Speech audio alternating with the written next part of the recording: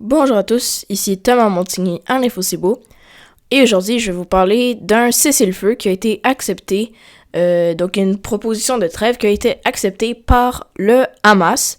Donc c'est un cessez-le-feu, ça veut dire qu'il n'y aura plus de coups de fusil, plus de bataille sur une durée déterminée par les intermédiaires, les deux pays en guerre et plus encore. Donc alors qu'on est au 213e jour de guerre, le Hamas a accepté cette proposition de trêve alors qu'il était en négociation avec l'Israël, les États-Unis, le Qatar, l'Égypte et quelques autres pays au Caire. Et sans surprise, Israël a refusé. Pourquoi? C'est parce qu'ils se disent qu'ils ne veulent plus se faire rabaisser pour autant.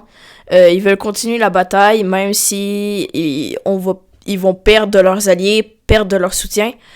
Ils disent qu'ils vont continuer malgré tout parce qu'ils veulent pas, selon leur dire et leur pensée, qu'un deuxième génocide semblable à celui de l'Holocauste se reproduise.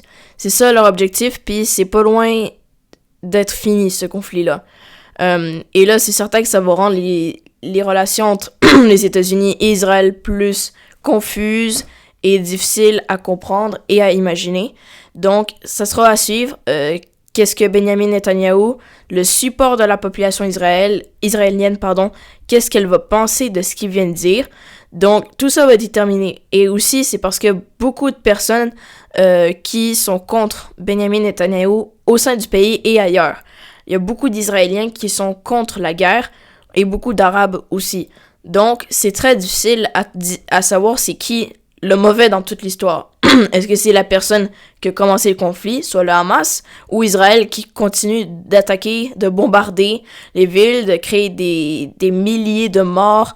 On est rendu à environ 35 000 décès. Et là, je voulais vous citer un texte de Benjamin Netanyahou qui a dit, justement. Donc, il a dit « Aujourd'hui encore, nous sommes confrontés à des ennemis déterminés à nous détruire. Je dis aux dirigeants du monde, aucune pression n'empêchera Israël de se défendre. En tant que Premier ministre, je m'engage ici à Jérusalem, en ce jour de commémoration de l'Holocauste, à ce que si Israël est contraint de rester seul, il restera seul. Nous vaincrons nos ennemis génocidaires, plus jamais, c'est maintenant. » Donc, ce qu'il disait par là, c'était que justement, il n'est pas prêt d'abandonner. Même si il va essuyer plusieurs échecs et perdre du soutien, par exemple, des États-Unis, du Canada, des pays d'Europe qui sont historiquement de son côté, il pourrait être très, très, très critiqué et ça pourrait être complètement débordé et pourrait même avoir des interventions d'autres pays pour essayer d'arrêter la guerre.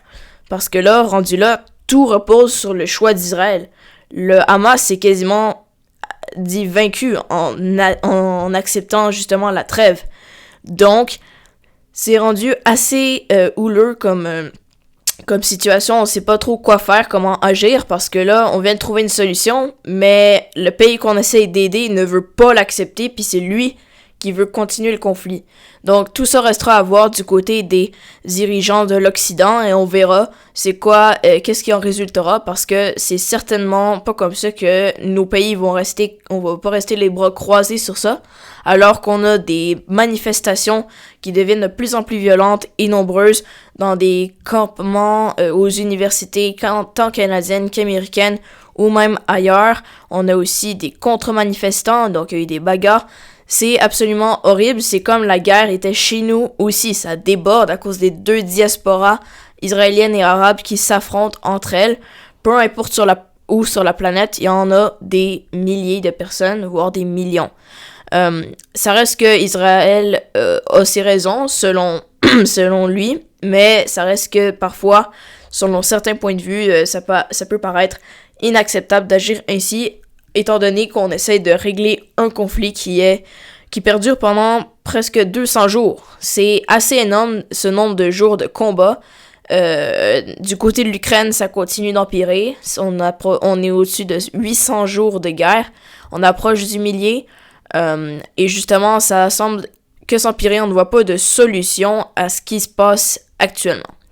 Donc, merci d'avoir écouté. C'était Thomas Montigny à l'InfoCibo. sur justement la trêve qui a été acceptée par le Hamas, mais complètement refusée par Israël alors qu'il bombarde plusieurs villes de la bande à Gaza.